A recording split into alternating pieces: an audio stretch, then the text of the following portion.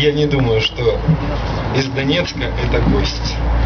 Вот приехал к нам Олег и удивляется плотности населения в нашем регионе, что практически город переходит в другой город, и все мы одна семья.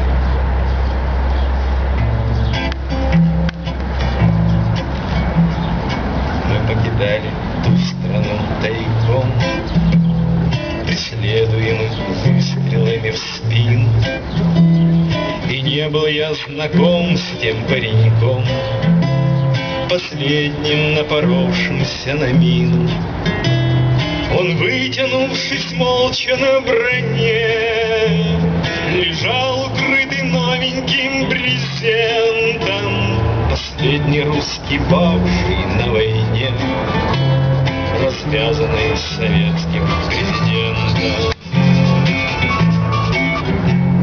Такой войны длиною в 9 лет страна не помнит со времен Петровых. Свой пошатнувшийся авторитет нам не забыть, нам не спасти ценой сражений новых. Так, попозже. Диктатор слепый до волос седых, лишь на себя он обречен молиться. Десятки тысяч жизней молодых, бросая на алтарь своих амбиций.